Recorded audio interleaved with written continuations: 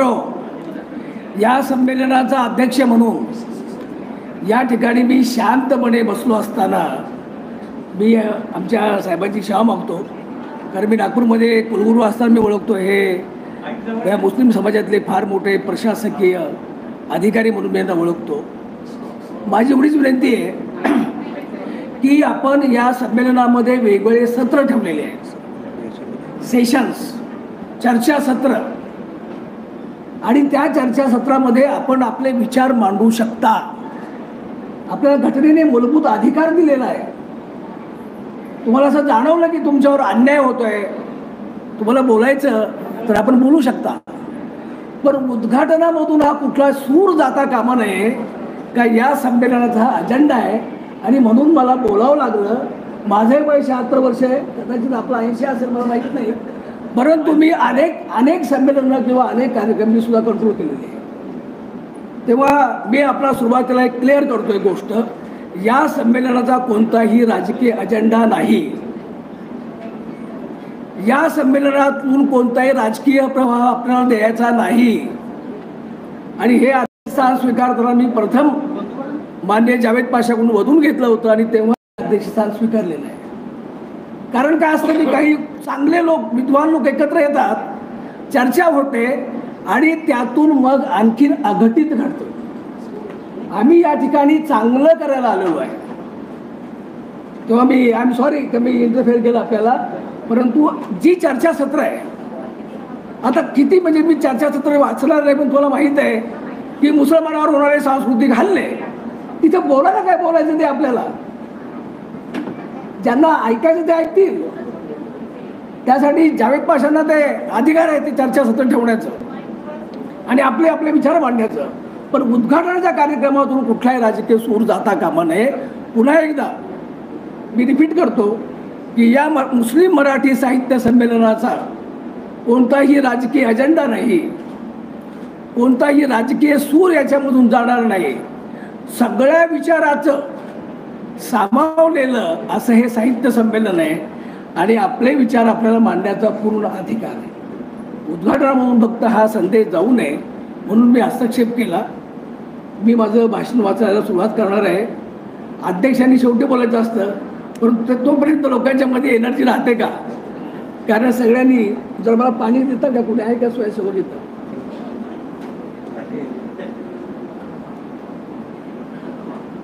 आमचे सरदारजींना मी धन्यवाद देतो की मुस्लिम मराठी साहित्य संमेलन आपण पुढल्या मराठीत बोललं पाहिजे.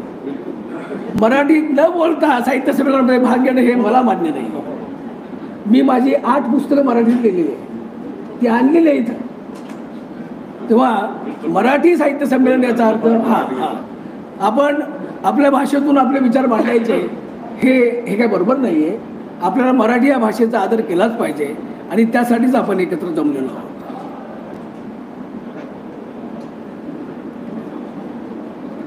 अरे पाणी कैसा रहेगा? ठीक आहे. 10व्या अखिल भारतीय मुस्लिम मराठी साहित्य संमेलनाचे उद्घाटक व थोर साहित्यिक माननीय उजागरे मॅडम, साहित्य संमेलनाचे संयोजक व आमंत्रक कविवर्य माननीय जावेदभाई पाशा, संमेलनाच्या स्वागताध्यक्षा त्या शरीफ तायवडे. मी कुलगुरू असताना ते आमच्या एक्झिक्युटिव्ह काउन्सिल मेंबर होत्या, पण त्या येऊ शकल्या नाही. मला कळलं की ते आजारी आहेत. पण कोमल ठाकरे जे आपण फार अप्रतिम भाषण केलं, तेव्हा आमचे मित्र कोमल ठाकरे, मुस्लिम मराठी साहित्य परिषदेचे सर्व पदाधिकारी, उपाध्यक्ष माझे मित्र प्राचार्य डॉक्टर इजा तांबोळी सर, सचिव मान्य आयुब नल्लामंदू, सहसचिव मान्य मुबारक शेख, खजिनदार मान्य हासिम नदाब आणि महाराष्ट्रातून आणि देशाच्या विविध भागातून आलेले, मी काही नामाचा उल्लेख करील, एखादं नाव राहिलं तर मला क्षमा करा. माननीय माजी खासदार हुसेन दलवाई साहेब, डॉक्टर के जी पठाण सांगली, सामाजिक कार्यकर्त्या सौ मीना गायकवाड मॅडम, राष्ट्रसंत तुकडोजी महाराजांचे अत्यंत श्रेष्ठ अनुयायी त्यांना मी मानतो, ते आमचे मित्र ज्ञानेश्वर रक्षकजी, मान्य डॉक्टर नितीन सरदार, मान्य ॲडव्होकेट असेम कुरेशी आमचे मित्र डॉक्टर प्राध्यापक रमेश पिसे, मान्य कोमलजी ठाकरे, मी आता उल्लेख केला, डॉक्टर प्रमोद मुनघाटे आणि आलेले सर्वच या ठिकाणी सन्माननीय मुस्लिम मराठी साहित्याचे अभ्यासक, साहित्यिक आणि बंधू आणि भगिनींनो, 10व्या अखिल भारतीय मराठी साहित्य संमेलनाच्या अध्यक्षपदी आपण माझी निवड केली, याबद्दल सुरुवातीला परिषदेचे अध्यक्ष जावेदभाई आणि सर्व पदाधिकारी यांचा मी अत्यंत आभारी आहे. देशाच्या हृदयस्थानी वसलेल्या नागपूर या ऐतिहासिक नगरीत हे साहित्य संमेलन पार पडत आहे, ही आणखीन आनंदाची बाब आहे. आणि अशा ठिकाणी या सारस्वतांच्या संमेलनाच्या अध्यक्षपदी विराजमान होण्याची मला संधी मिळावी, हे मी माझे अहोभाग्य समजतो. हा सर्व आनंद सोहळा पाहण्यासाठी जिने मला आयुष्यामध्ये 50 वर्ष अत्यंत मोलाची साथ दिली, ती माझी पत्नी सौ जन्नत पठाण हयात नाही. तिची उणीव भासणे मला साहजिकच आहे, जशी परमेश्वराची इच्छा. मित्रो, याच नगरीत राष्ट्रसंत तुकडोजी महाराज यांच्या नावाने नुकतेच एक शतक पूर्ण केलेल्या व मध्य भारतातील सर्वात मोठ्या विद्यापीठाचा कुलगुरू आणि मुस्लिम समाजाचा महाराष्ट्रातला पहिला कुलगुरू होण्याचा बहुमान हा जुलै 2005 ते जुलै 2000 या कालावधीसाठी मला मिळाला होता. त्यामुळे जणू नागपूरमध्ये नागपूरचे व माझे एक जिव्हाळ्याचे नाते तयार झाले आहे. याशिवाय राष्ट्रसंत तुकडोजी महाराज यांच्या विचारांनी माझे जीवन उजळून निघाले असे मी स्वतः मानतो. म्हणून या समारंभाला माझ्या आयुष्यात अत्यंत महत्त्वाचे असे भावनिक स्थान आहे, हे मी आपल्याला प्रांजळपणाने कबूल करू इच्छितो. मुस्लिम मराठी साहित्य लेखनाची मूळ परंपरा संत व सुफी संत साहित्यामध्ये आली आहे आणि ती फारच समृद्ध व प्रेरणादायी आहे. मी काय उदाहरणं देतो. हिंदू संत व मुस्लिम सुफी संत यांनी मराठीत लेखन करून आपल्यापुढे एक समृद्ध खजिनाच ठेवला आहे. कोमलजी ठाकरेंनी अनेक उदाहरणं दिली. एकनाथांच्या भारुडातील व्यक्तीकडे मी आपले लक्ष वेधतो. त्या विविध धर्माचे लोक आहेत. उदाहरणार्थ जंगम वीरशैव आहे, नानकशाह शीख आहे, दरवेश, फकीर, बाजीगर हे मुसलमानी आहे. इथे वेगवेगळ्या जातीच्या व अन्य धर्माच्या व्यक्तींचीच निवड नाथांना का करावीशी वाटली?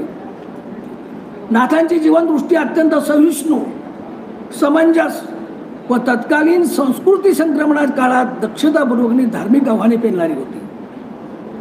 नाथांचे गुरु जनार्दन स्वामी, तर जनार्दन स्वामींचे गुरु चांद बोधले, सुफीच्या कादरी शाखेचे चांद कादरी हे होते. ही बाब डॉक्टर राची ढेरे आणि वासी बेंद्रे यांनी मान्य करून आपल्या ग्रंथात निवेदिली आहे. सुफी संतांची व ही अन्य धर्मीय संतांशी असलेली जवळीक परस्पर विषयी असलेली आपुलकी काय दर्शवते? यापैकी कोणत्याही संतांनी अन्य धर्मीयांना स्वतःचा धर्म स्वीकारावा असे म्हटलेले नाही. हे दोन्ही धर्मीय संतांच्या उदार मानसिकतेचे आणि अन्य धर्मीयांच्या आदर भावाचे निदर्शक आहेत. मित्रो, शेख मोहम्मद महाराज यांची गुरु परंपरा सुफीच्या कादरी शाखेची असतानाही ते वारकरी संप्रदायाचेही मानले जातात व ते विठ्ठल भक्तीपर शेकडो अभंग लिहितात. थोडासा उदात्त विचार आपण जरा समजून घेऊया. उगाच काल चुटपुट घडणाऱ्या घटनांचा काहीतरी विचार करून आपलं मानसिक तयारी करू नका. आपण या भारत देशाचे अत्यंत सुजाण नागरिक आहोत. ते विठ्ठल भक्तीपर शेकडो अभंग लिहितात. एवढंच नव्हे तर ज्ञानेश्वरीच्या 6व्या अध्यायातील योग दुर्गाच्या रूपका आधारे संपूर्ण अध्यायांचा योग संग्राम हा ग्रंथ लिहितात. हा ग्रंथ मी स्वतः श्रीगोंद्याला जाऊन पाहिलेला आहे आणि त्याच्या पहिल्या पानावरती ओम असं त्यांनी लिहिलेलं आहे. यामागील मानसिकता आपण समजावून घ्यायला हवी. जैतूनबी ही मुस्लिम महिला असून देखील विठ्ठलाच्या भक्त होत्या व त्यांच्या वारकरी दिंडीत सर्व धर्माच्या महिला असत. अंबर हुसेन हे मुसलमान संत कवी अंबर हुसेन ही गीता टीका लिहितात. यातून आपल्याला कोणता संदेश मिळतो? समर्थ रामदास मुसलमानी अष्टक संपादक डॉक्टर इंदुताई लिमये लिहितात, व शेख तुराब हे परभणीचे मुसलमान सुफी संत कवी मनाच्या श्लोकाचा दक्षिण उर्दूमध्ये मन समजावन या ग्रंथात अनुवाद करतात. हा आहे संत व सुफी संत वाङ्मयाचा समृद्ध खजिना. वारकरी संत व सुफी संतांनी मांडलेल्या सांप्रदायिक सद्भावाची आज 21व्या शतकात फार गरज आहे. या संमेलनातून हा सांप्रदायिक सद्भावाचा व समन्वयाचा हा संदेश गेला तर मी याला संमेलनाचा मुख्य संदेश मानतो. अखिल भारतीय मुस्लिम मराठी साहित्य संमेलनाची आजपर्यंतची सर्वात सुंदर देणगी सांगायची झाल्यास वैचारिक लेखनात डॉक्टर जुमा पठाण, प्राध्यापक फखरुद्दीन बेनूर, प्राध्यापक फम शहजिंदे, डॉक्टर अजीज नदाफ, प्राध्यापक जावेद पाशा कुरेशी, डॉक्टर इक्बाल मिन्ने, प्राध्यापक राजे खान शाने दिवान, डॉक्टर झुल्फी शेख, मी कुलगुरू असताना त्या प्राचार्य होत्या, प्राध्यापक अक्रम पठाण, डॉक्टर अलीम वकील, डॉक्टर फातिमा मुजावर असे कितीतरी मुस्लिम मराठी लेखकांची नावे घेता येतील. कविताच्या क्षेत्रात कवी ए.के. शेख, इक्बाल मिन्ने, जावेद पाशा, डी.के. शेख, मुबारक शेख, खलील मोमीन मला आले दिसत नाही, ते माझ्या गावचे आहेत. त्यांच्याच गावी मी माझं हायस्कूलचं शिक्षण झालं आहे, वडशिरे. जाहीर शेख, मलेका शेख, फरजाना डांगे, प्राध्यापक सय्यद अल्लाउद्दीन असे कितीतरी कवी आपल्या समाजाच्या व्यथा, वेदना आणि सकारात्मकता रचना करून आज मराठी विश्वात नावारूपाला आले आहेत. मित्रो, मी मूळचा विज्ञान शाखेचा विद्यार्थी आहे. विज्ञानाचा संशोधक किंवा शास्त्रज्ञ ही माझी शैक्षणिक कारकीर्द आहे. परंतु तरी देखील मी मराठीमध्ये आजपर्यंत 8 पुस्तके लिहिली. याचे गुपित मी सुरुवातीला सांगून टाकतो, पण हा सगळा भाग मी आज आपल्याकडे मला जो शेवटी बोलायला लावून आता तो फार उशीर झाला आहे, त्यामुळे मी ह्या गाळून टाकतो, भाषणं करत नाही. की मी हायस्कूलमध्ये असताना, लायब्ररी सेक्रेटरी असताना पुस्तकं कशी वाचत होतो आणि त्यातून काय काय प्रसंग घडले, काय विनोदी आहे, काय फार मजेशीर आहे, पण ते या ठिकाणी मी ड्रॉप करतो. आपल्याला जर प्रिंटिंग भाषण मिळालं असेल तर ते आपण जरूर वाचा आणि काही विचारायचं असेल तर मला विचारा. मित्रो, यावरील दोन्ही प्रसंगावरून आपल्या लक्षात येईल, जे प्रसंग मी सांगत नाही, की सकस लेखनासाठी सकस वाचन हे अत्यंत आवश्यक आहे. आज तंत्रज्ञानाच्या प्रभावामुळे television, mobile, Google, artificial intelligence या सगळ्यामुळे मुले काय किंवा पालक काय वाचतच नाही. वाचन संस्कृती लोप पावत चालली आहे. एखाद्या मुस्लिम साहित्यकाने आपल्या गावात वाचन लायब्ररी चालवल्यास मला फार आवडेल. मला औरंगाबादचे मिर्झा त्यांचा उल्लेख करावा लागेल. त्यांनी घर घर लायब्ररी, हर गली में लायब्ररी असा प्रोजेक्ट घेतलेला आहे. मी तो जवळून जाऊन पाहिलेला सुद्धा आहे.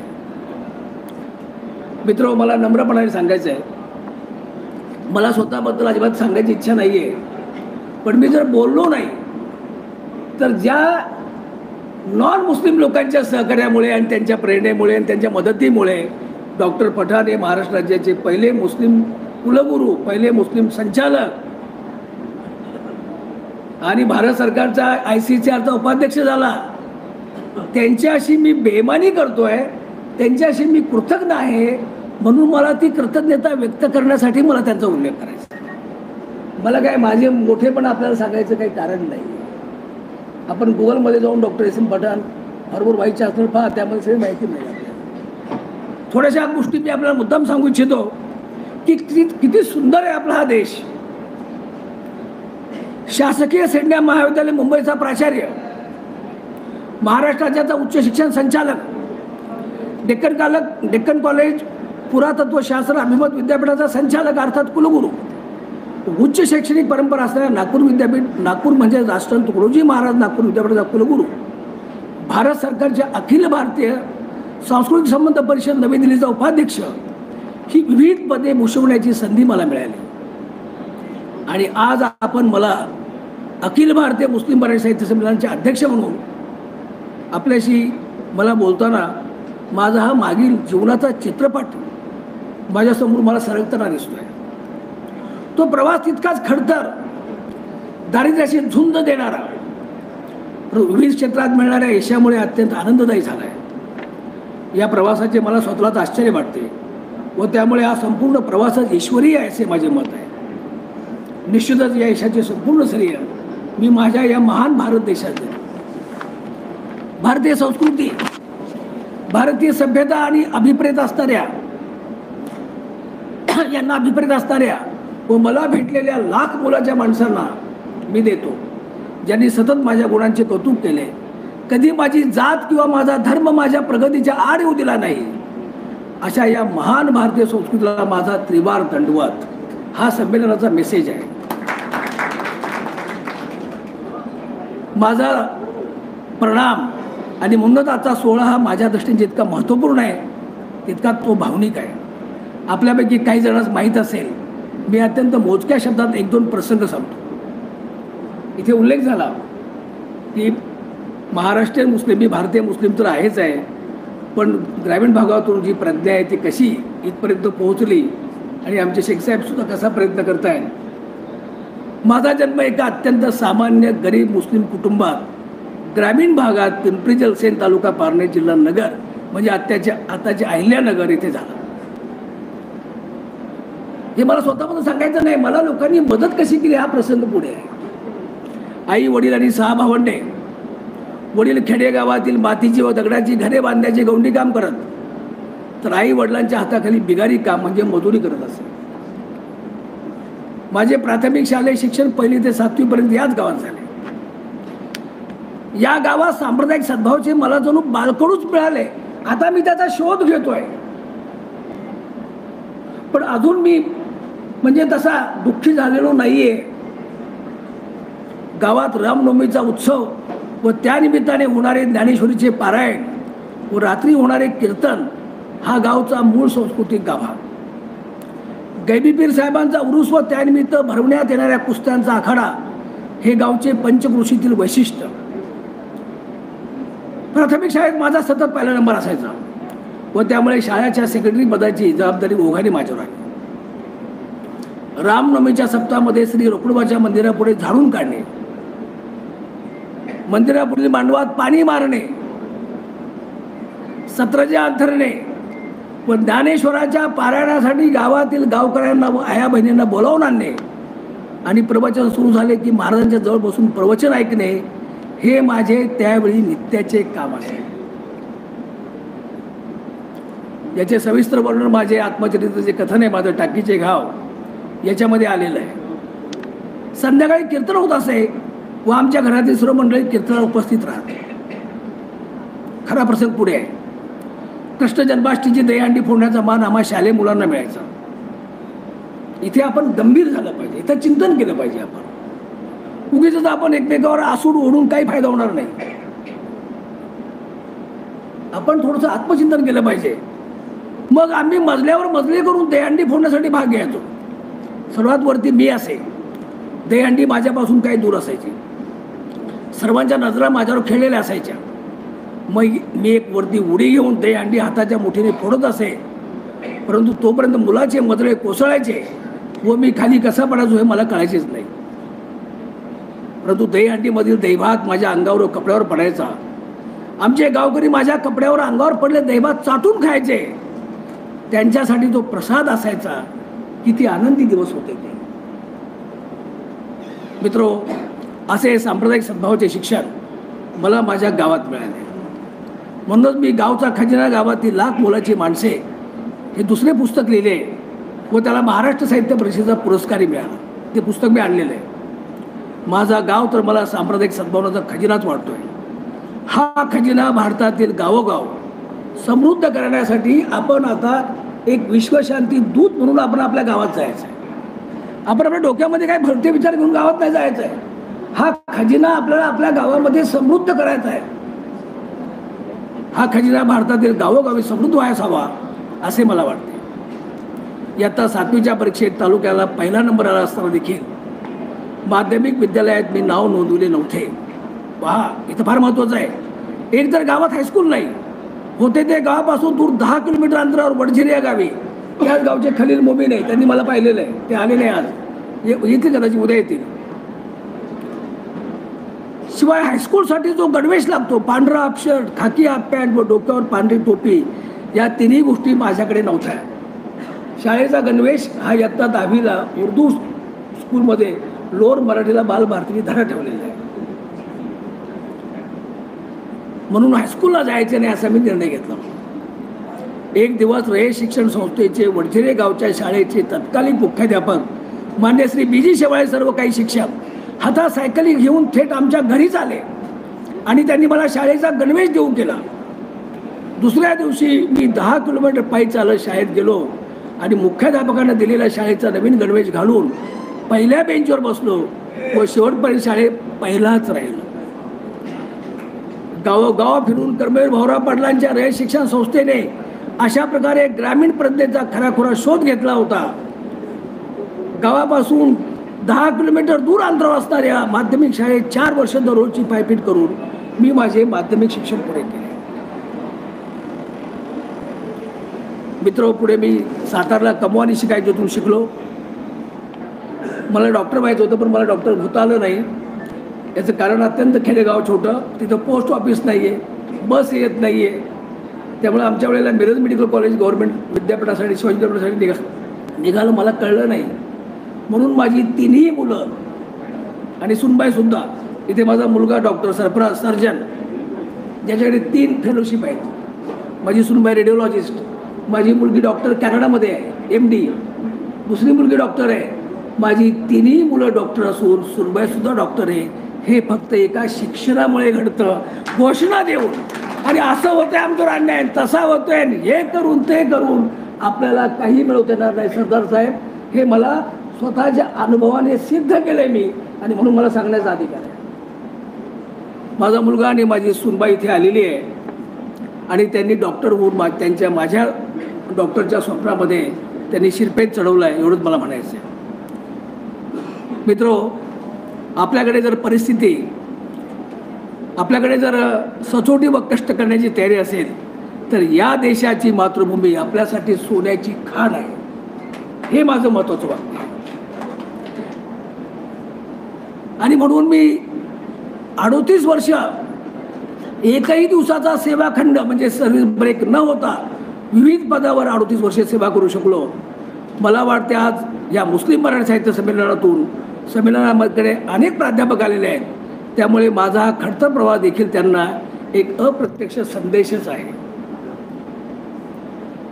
मित्रो, मी प्राध्यापकाच्या काळातलं जास्त स्वतःबद्दल सांगणार नाही, परंतु एवढं सांगतो की परदेशामध्ये England, Germany, Japan, America, Indonesia, तुर्की, मग सांगितलं उजागरे मॅडम आपण, तुर्कीमध्ये जकार्ता येथे सगळ्यात मोठी मशीद इस्तंकाल आणि तिथे शेजारी चर्च, हे त्या जकार्ताचं वैशिष्ट्य आहे.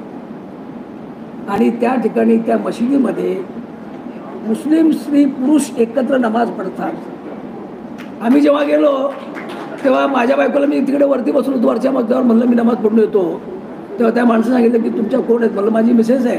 म्हटलं इथे एकत्र नमाज पडतात स्त्री पुरुष. आणि आम्ही प्रथम आयुष्यामध्ये तिथे खांद्याला खांदा लावून नमाज अदा केली. आपल्याला दिसतो हा इस्लाम नाही आहे, याच्यावरून आपण इस्लामबद्दलचं मत तयार करू नका. मी ICCRचा उपाध्यक्ष असताना जगातील 14 मुस्लिम देशांना भेटी दिल्या. कोण बोलतोय कारण नसताना हिजाब आणि बुरख्यावर? जगातला सगळ्यात आज मुस्लिम ॲडव्हान्स देश तुर्कस्तान, त्या ठिकाणी जीनची पॅन्ट आणि T-शर्ट घालणाऱ्या फक्त महिला मी पाहिलेल्या आहेत. अतिशय मॉडर्न आणि अतिशय संपन्न देश. 2 वेळा मी गेलो होते. तेव्हा आपण कपड्यावर जाऊ नका.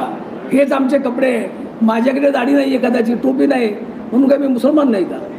मुसलमान हा आपल्या अखलाकने, आपल्या चारित्र्याने, तो आपल्या वागण्याने लोकांना सांगतो की मी मुसलमान आहे. आपल्या बाह्य गुणाने मुसलमान म्हणून आपलं सांगायचं नाही, दाखवायचं नाही आहे. मी पुढे जातो. मित्रहो, हा प्रसंग माझ्या जीवनामध्ये फार महत्त्वाचा आहे. रक्षक साहेब बसलेले आहेत. 14 जुलै 2005 रोजी मी नागपूर विद्यापीठाचं, नागपूर म्हणजे राष्ट्रसंत तुकडोजी महाराज नागपूर विद्यापीठाचा कुलगुरुपदाचा कार्यभार स्वीकारला.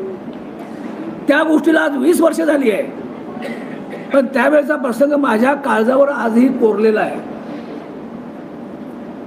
पदभार स्वीकारल्यानंतर राष्ट्रसंत तुकडोजी महाराजांच्या समाधीला पुष्पार्पण करण्याची माझी इच्छा मी कुलसचिव श्री बेलसर यांना बोलून दाखवली. तेव्हा ते म्हणाले, सर समाधी इथून 200 किलोमीटर अंतरावर दूर आहे, मोझरी अमरावती. तेव्हा मी त्यांना म्हटलं, म्हणून काय झालं, आपला जावयास हवे असे मी म्हणालो व आमच्या गाड्या मोझरीकडे निघाल्या. सो पठाणी माझ्याबरोबर होत्या. संध्याकाळच्या वेळेस आम्ही मोझरीला पोहोचलो. सचिव मान्य श्री बोथेदादा व अनेक विश्वस्त तेथे स्वागताला हजर होते. समाधीवर पुष्पचक्र अर्पण केल्यानंतर श्री बोथेदादा मला राष्ट्रसंतांनी बांधलेले एक मंदिर दाखवण्यासाठी फार उत्सुक होते. जेव्हा आम्ही त्या मंदिराजवळ पोहोचलो तेथे मंदिराच्या अग्रभागी मोठ्या अक्षरात दिले होते, सबके लिए खुला है मंदिर ये हमारा. आता कोणतरी मध्ये विधान केलं की नागपूरला असं असं घडतंय. असंच नाही घडत, नागपूरला हे घडतं हे लोकांना सांगा. सबके लिए खुला है मंदिर ये हमारा, मतभेद को भुला है मंदिर ये हमारा. आवो कोई भी पंथी, आवो कोई भी धर्मी, देशी विदेशियों का मंदिर ये हमारा. मित्र, मी ते वाचून तर आश्चर्यचकित झालो. धर्माच्या नावाने जगामध्ये वणवा पेटलेला असताना मोझरीमधील ही हिरवळ मला कशी माहीत नाही, म्हणून मी स्तब्ध झालो. बोथेसाहेब मला बंदरात घेऊन गेले. तेथे एकही मूर्ती नव्हती, फक्त विविध जाती धर्माच्या संतांचे फोटो त्या ठिकाणी लावलेले होते. बोथेदादा मला ताजुद्दीन बाबाचा फोटो आवर्जून दाखविले व मला म्हणाले, सर राष्ट्रसंत या मंदिरास मानवता मंदिर असे म्हणत असतात.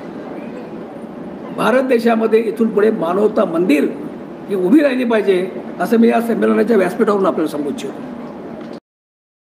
समोरील सोफ्यावर फुले ठेवली आहेत, ते ईश्वराचे अधिष्ठान समजा व आपल्या ईश्वराची आपण आपल्या पद्धतीने प्रार्थना करा. वाटल्यास आपण येथे नमाज सुद्धा करू शकता. माझ्या आश्चर्याचा नव्हता. मी त्या ठिकाणी फुले वाहिली व राष्ट्रसंत तुकडोजी महाराज ज्यांचे नाव आपल्या विद्यापीठात दिले आहे त्यांच्या विचारांनी मी पूर्णपणे भारावून गेलो. श्री बोथेदादा राष्ट्रसंतांनी लिहिलेली अनेक पुस्तके, विशेषतः त्यांची अभंगाची पुस्तके मला भेट दिली. तो अमूल्य खजिनाबरोबर घेऊन आम्ही परतीच्या प्रवासात निघालो. नागपूरला आल्यावर मी दीक्षाभूमीवर व ताजुद्दीन बाबाच्या दर्ग्यावर जाऊनही प्रार्थना केली. पुष्पचक्र वाहिले व माझा पहिल्या दिवसाचा कार्यभार रात्री 11:30 वाजता संपला. मला भेट दिलेली पुस्तकं मी रात्री वाचत होतो, पाहत होतो. एक अभंग माझ्या दृष्टीस पडला, जो आता या ठिकाणी त्या कन्येने गायलेला आहे. या भारतात बंधुभाव नित्य वसू दे, देवरची आसा दे, हे सर्व पंथ संप्रदाय एक दिसू दे, मतभेद नसू दे, नांदोत सुखे गरिबा मी एकमतानी, मग हिंदू असो ख्रिश्चन वा हो इस्लामी, स्वातंत्र्य सुखा या सकला माझी वसू दे, देवरची आसा दे. हा वर राष्ट्रसंतांनी ईश्वराकडे मागितला. ही नागपूर भूमीचं भांडवल आहे, ही सुवर्णभूमी आहे, हे विसरताय आपण. हा अभंग मी पुन्हा पुन्हा वाचत होतो. वाटले हा तर आपल्या देशापुढला अजेंडा आहे, हा देशाचा मुख्य कार्यक्रम आहे. दुसऱ्या दिवशी 11 वाजता मी कुलगुरूंच्या कार्यालयात कुलसचिवांना बोलावून घेतले व राष्ट्रसंतांची प्रसिद्ध प्रार्थना या भारतात बंधुभाव हे यापुढे आपल्या विद्यापीठाचे विद्यापीठ गीत असेल असे परिपत्रक काढण्यात त्यांना सांगितले. अर्थात हा निर्णय मी विद्यापीठाची कार्यकारिणी, सिनेट व अकॅडमिक कौन्सिलच्या वतीनं घ्यावा असं रजिस्ट्रार मला पुन्हा पुन्हा सांगत होते. पण मी म्हटलं हा निर्णय मी एकटाच घेतो आणि हे करण्यामुळे जर मला कुणी परावृत्त केलं तर मला घरी जायला सुद्धा आनंद होईल. आणि म्हणून त्या दिवशी पहिली माझी जर सही कुठली असेल तर या भारतात बंधुभाव नित्य वसू दे, वरची आसा दे, हे विद्यापीठ गीत, हे ह्या विद्यापीठाचं गीत होईल. हे विद्यापीठाचं गीत झाल्याशिवाय कोणताही कार्यक्रम सुरू होणार नाही. जशी आता या ठिकाणी कुराणची प्रार्थना झाली, हे विद्यापीठाचं गीत जो कुणी घेणार नाही त्याला 15,000 रुपये दंड आणि 3 वेळा घेतला नाही तर त्याला डिसॅफिलेट करून टाकू आपण, अशा पद्धतीचा निर्णय मी पहिला घेतला आणि त्याचं विदर्भामध्ये अत्यंत स्वागत झालं. आणि यामुळे डॉक्टर पठाण यांनी विद्यापीठ हे राष्ट्रीय स्तरावर नेलं असे उद्गार विद्यापीठाच्या शतक महोत्सवामध्ये माननीय नामदार गडकरी साहेबांनी जाहीर सभेमध्ये काढले. मित्र, ही आपली ताकद आहे. आपण काय करताय, आपल्या ताकदीकडे विसरून जातोय आणि ज्या छोट्या मोठ्या गोष्टी घडतायत ना त्याच्याकडेच पाहून आपलं मत बनवतोय. आणि म्हणून मला हे सांगणे आवश्यक होतं. मित्र, मला वाटतं राष्ट्रसंत तुकडोजी महाराज यांचा हा संदेश तुमच्या साहित्यामध्ये प्रतिबिंबित व्हावायचा हवा. माझं अध्यक्ष भाषण काय आहे, साहित्यकांना संदेश आहे, नवोदित साहित्यांनी पुढे काय लिहायचं आहे. म्हणून मी सांगतो की हा संदेश यायला हवा.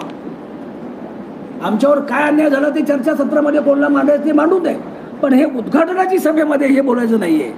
उद्घाटनाच्या सभेमध्ये आपण काय संदेश आहे की राष्ट्रसंतांचा संदेश आपल्या साहित्यामध्ये आला पाहिजे. या भारत देशात संस्कृती फार महान आहे, ती ऋषी मुनींची आहे. शेकडो वर्षापासून या देशात विविध धर्माचे विविध जातीचे लोक गुण्यागोविंदाने नांदतात आणि हीच तर आपल्या देशाची जगात सर्वश्रेष्ठ ताकद आहे. आपणास आपला देश एक बलवान राष्ट्र म्हणून निर्माण करायचे आहे. या राष्ट्रात विविध जाती किंवा विविध धर्म एकमेकांशी झुंजत राहिल्यास आपण बलवान राष्ट्र कसे होऊ. म्हणून या साहित्य संमेलनामधून कमीत कमीत हिंदू मुस्लिम एकोप्याचा संदेश जायलाच हवा आणि हाच या संमेलनाचा मुख्य उद्देश आहे. मित्रो, हा एक प्रसंग सांगतो आणि माझं भाषण मी कमी करणार आहे, कारण आता अडीच झालेली आता जेवणाची वेळ आहे. माझ्या आईची फार इच्छा असेल की दरुणीच्या शेख बाबांच्या उर्सला जायचं आणि त्यासाठी 1-1 रुपया गोळा करायची. आणि ती एकदा तो उरूस झाला, उर्सला ती गेली, कदुरी झाली का तिला फार समाधान वाटायचं. पण मी जेव्हा BSc झालो आणि मला एका शाळेत ताबडतोब नोकरी लागली, कारण त्यावेळेला 1970 साली मी BSc झालो. त्यालाच किती वर्ष झाले? 30 आणि 25 म्हणजे 55 वर्ष झाले का जास्त. हां, 70 साली. तेव्हा माझी आई म्हणाली की थांब, तुला नोकरी जाता येणार नाही. म्हटलं का? तुला नोकरी लागावी यासाठी मी गावातील ग्रामदेवता रोकडोबाला नवस केला होता. मित्र, ही आहे आमची भारतीय संस्कृती आहे. आम्ही मुसलमान आहोत याचा अर्थ आम्हाला स्वामी विवेकानंद म्हणाले की सगळे प्रेषित हे ईश्वराने पाठवलेले आहेत, सगळे धर्म हे ईश्वर निर्मित आहेत आणि त्यामुळे सगळ्या धर्मांचा आदर करा. माझा धर्म श्रेष्ठ आणि दुसऱ्याचा खोटा हे आपल्याला कुठल्याही प्रेषिताने शिकवलेलं नाही आहे. मी पुढे मोहम्मद पैगंबरांचं एक वाक्य हदीस व्यक्त करून उद्धृत करून मी माझं भाषण संपवणार आहे. आणि मित्रो, मग माझ्या वजना इतका गुळ गावामध्ये करण्यात आला. तो माझ्या आईनं तो नैवेद्य त्या रोकडोबाला दाखवला. अख्ख्या गावातून मिरवणूक काढली वाजत गाजत, म्हणजे डफडं वाजवीत, आणि गावाला तो गुळ वाटला तिनं आणि माझा नवस फेडला आणि मला सांगितलं की तू आता नोकरीला जा. माझी आई अशिक्षित होती. आज शिकलेली माणसं जास्त बुद्धिमत्ता वापरून समाजामध्ये जातीमध्ये विष कालवित आहेत, असं माझं स्पष्ट मत आहे. आपण 2 जातींना कैची चालवायची नाही आहे, आपण जोडायचं काम करायचं आहे, आपण शिवायचं काम करायचं आहे, जे सुफी संतांनी केलेलं आहे, जे ख्वाजा गरीब नवाज अजमेरची त्यांनी केलेलं आहे. ते म्हणलं की कोणी सांगितलं का हिरवा रंगच हा मुसलमानाचा रंग आहे? अजिबात नाही. मग काय तर रंगावर चर्चा झाली. अजमेरच्या ख्वाजा दर्गामध्ये भगवा रंग आहे आणि भगव्या रंगाचंच वस्त्र दिलं जातं तिथे. कुणी सांगितलं का मुसलमानाचं जेवण किंवा प्रसाद म्हणजे नॉनव्हेज असतो? अजिबात नाही आहे. अजमेरच्या दर्गामध्ये नॉनव्हेजचा प्रसाद अजिबात होत नाही, तिथे शुद्ध शाकाहारी प्रसाद आहे. मित्र, आपण कैची चालवून समाजामध्ये काही साधणार नाही आपल्याला. मित्रो, मी 13 जुलै 2010 रोजी कुलगुरू पदावर निवृत्त झाल्यानंतर सांप्रदायिक सद्भाव कार्यात मी वाहून घेतले. केवळ हिंदू मुस्लिम एकोप्याचे कार्य नव्हे तर जगातील सर्व धर्माच्या ऐक्याचे कार्य या देशाला व जगाला अत्यंत आवश्यक असून धार्मिक उन्मादामुळे प्रत्येक देश आतून पोखरला जातोय. कुठेतरी इस्रायल आणि हमाचा उल्लेख केला. आपल्याला इतकं लांब जायचं काही कारण नाही. आपण आपलं घर पाहू आधी, आपण आपली गल्ली आपलं गाव पाहू, आणि आपला गाव जर सुखी झाला. आजही मी माझ्या गावामध्ये गेल्यानंतर हिंदू बांधव जे प्रेमाने भेटतात त्यामध्ये मला अतिशय आनंद होतो. मी कालच माझ्या गावी होतो. म्हणून विश्वशांती केंद्र आळंदी पुणेच्या वतीने प्राध्यापक डॉक्टर विश्वनाथ दादाराव कराड यांच्या मार्गदर्शनाखाली विश्वशांतीचे कार्य आम्ही सुरू केले.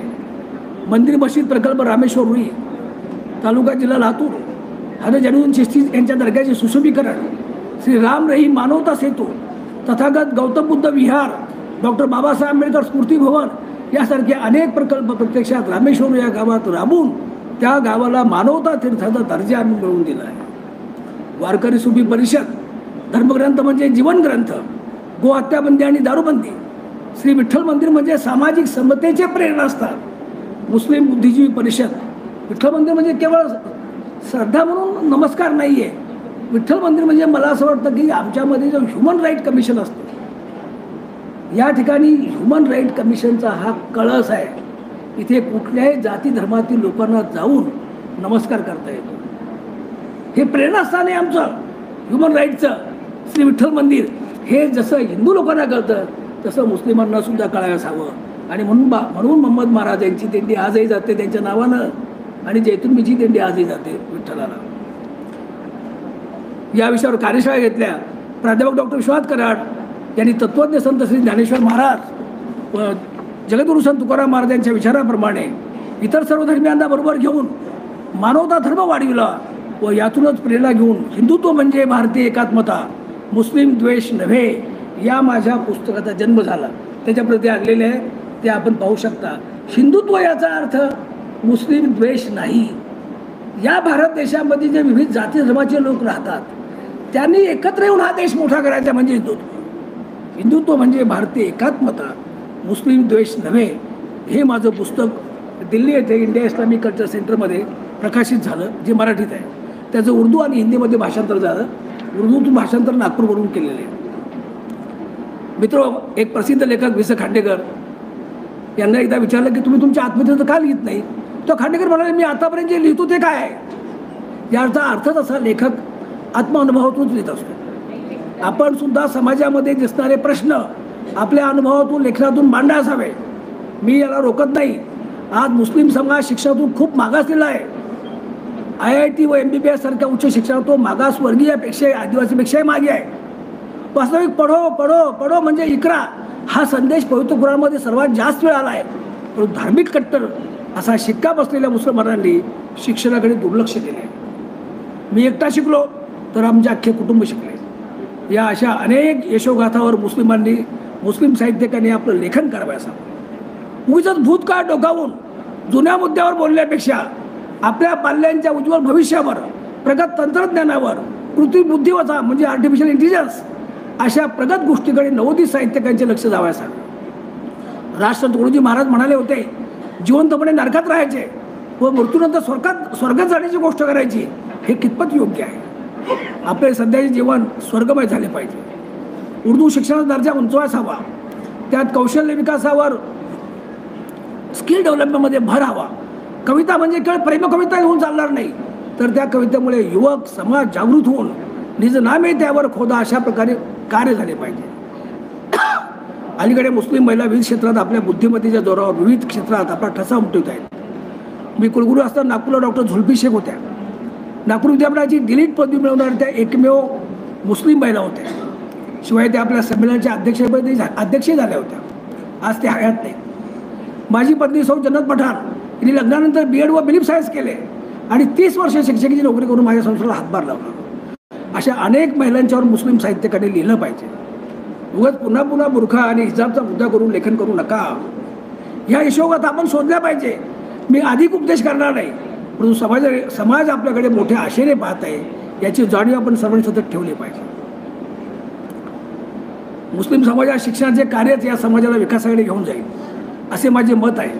व त्यासाठी हिंदू मुस्लिम ऐक्याच्या कार्यासाठी विश्वशांती केंद्र रात्रंदिवस काम करत आहे.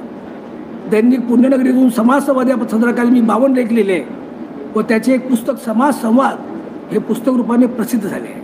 मित्रो, 10वे अखिल हा फार महत्त्वाचा शेवट करून मी माझं भाषण संपवतोय. 10वे अखिल भारतीय मुस्लिम मराठी साहित्य संमेलन आहे. मला इथे मुस्लिम या शब्दाचा वेध घ्यावायचा. इस्लाम धर्माचे संस्थापक हजरत मोहम्मद पैगंबर यांचे वचन आहे, हदीस आहे. पैगंबर साहेब म्हणतात, आपल्या वाचेने अथवा वृत्तीने मानव जातीला जो दुखवित नाही तो मुस्लिम होय. मुस्लिम म्हटले की त्याने कोणत्याही रीतीने मानव जातीला थोडेसे दुखविता कामा नये. लोकांचे मने दुखवले जाईल अशा प्रकारची कृती तर मानव राहो, पण नुसती भाषा देखील मुस्लिम म्हणून वापरता उपयोगी नाही. त्यामुळे मी अध्यक्ष असताना अशी भाषा कोणी करू नये या साहित्य संमेलनामध्ये की लोकांची मनं दुखवली जाते. हजरत पैगंबर एकदा एका जूच्या अंत्य यात्रेस गेले. तेव्हा ते लोकांनी सांगितलं, सर काय करताय तुम्ही, आपले शत्रू आहेत, यांनी तुम्हाला फार छळलंय. तेव्हा ते म्हणले, अरे ज्या ईश्वरांनी मला निर्माण केले त्याच ईश्वरांनी याला निर्माण केले. आणि हजरत पैगंबरांनी त्यांचा अंत्यविधी संपूर्ण अटेंड केला. मित्रहो, आपण लक्षात घ्या की लोकांचे मन दुखवते अशा प्रकारचे कृती तर बाजूला राहू, पण नुसती भाषा देखील मुस्लिम म्हणून वापरता उपयोगी नाही. मुस्लिम म्हटले की तो दिलदार वृत्तीचा व खुल्या अंतकरणाचा असला पाहिजे. त्याने हे हजरत पैगंबर म्हणतात, मी नाही, त्याने आपल्या गोड भाषणाने आणि आचरणाने लोकांची मने आनंदित केली पाहिजे. फक्त लोकांना दुखवायचे नाही असे धरून ठेवून स्वस्थ न बसता त्यांच्या कल्याणाकरता आपण खटपट केली पाहिजे. प्रसंगी झीज सुटली पाहिजे. आता बोललं नाही पाहिजे पण तरी सुद्धा सांगतो, बरं जाऊ दे, नको सांगायला, ते पर्सनल होतं. या ठिकाणी मी येण्याआधीची काही 40 एकर जागा एका क्रीडा नगरीच्या नावाखाली विद्यापीठाची गव्हर्नमेंटने घेतली होती. ती परत मिळवली मी विद्यापीठाला आणि ते कंपाऊंड वॉल्स मिळाली. त्यासाठी किती मला स्वतःला आर्थिक झीज सोसावी लागली ते मी सांगणार नाही. पण हे मुस्लिमाचं कर्तव्य आहे. लोक कल्याण आणि श्रेष्ठतर कामगिरी परमेश्वराने आपल्यावर सोपवली आहे असे प्रत्येक मुस्लिमाने समजले पाहिजे. परमेश्वरा सर्वस्वी शरण जाणारा मुस्लिम हा दुसऱ्यांचा कल्याण करता असतो. मुस्लिम म्हणजे दाढी टोपी याच्यामध्ये मुस्लिमांना तुम्ही अडकून ठेवू नका. मी बंगल्यामध्ये कुलगुरूंच्या बंगल्यामध्ये जेव्हा मी राहायला गेलो तेव्हा असा मोठा बोर्ड लावला होता, आप हमको गालियाँ दो हम आपको दुआ देंगे, हजरत मोहम्मद सल्लल्लाहु अलैहि वसल्लम. आरशेचे फार मोठे सरसंघचालक आले माझ्या बंगल्यात आणि त्यांनी ते पाहिलं. ते म्हणले काय? म्हणलं हे पैगंबराचं हदीस आहे, ह्याप्रमाणे मी काम करणार आहे. ते म्हणले असं असेल तर आमचा 100% तुम्हाला पाठिंबा आहे. मित्र, आपल्याकडे फार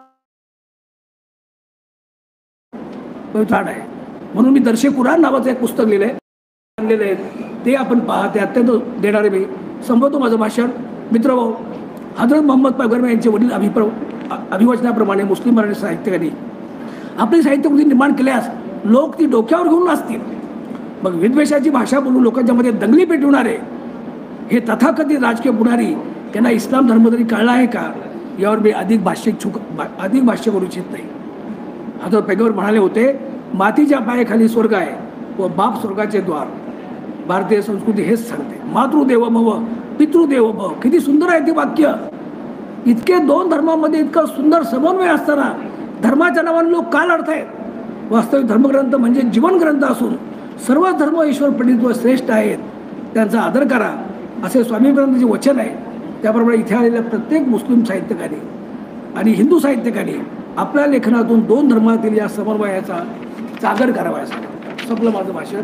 थोडं नवोदित साहित्यकांनी मला हा संदेश द्यायचा आहे की भारतभूमीशी आपण एकरूप आहोतच, तथापि येथील मराठी संस्कृतीची आपण दूध आणि साखर याप्रमाणे मिसळून जाऊया. दुधात साखर मिसळल्यानंतर दुधामधून साखर बाहेर काढता येत नाही. माझे तरी जीवन असेच घडले. अर्थात याचे श्रेय मी माझे आईवडील, माझे गावकरी आणि माझ्या शिक्षकांना देईन. आपल्या अवतीभोवती हिंदू मुस्लिमाच्या एकोप्याच्या अनेक यशोगाथा आहेत, त्याचा आपण शोध घ्या, आपल्या लेखनात मांडा. मला शाळेचा गणवेश देणारे माननीय बीजी शेवाळे सर किंवा माझे PhDचे गाईड आणि मला जकार्तामध्ये इंडोनेशियाला पाठवणारे बीज भाषण तयार करून मदत करणारे डॉक्टर AR कुलकर्णी हे ब्राह्मण होते. मित्र, या भारतीय संस्कृतीचे ते श्रेष्ठ पाईक होते. असे पाईक आपल्याला घडवायचे या साहित्याच्या माध्यमातून. कारण साहित्य म्हणजे काय आहे की एखादं आपण जर वाचन केलं त्यातून आपल्याला प्रेरणा मिळते आणि माणूस घडतो. अशा पद्धतीचं प्रेरणादायी साहित्य जर आपण निर्माण केलं तर हा देश निश्चित बलवान राष्ट्र राहील. एवढंच नाही तर तो विश्वगुरूसुद्धा होईल. एवढंच मी आपल्याला या आज माझ्या अध्यक्ष भाषणातून देतो.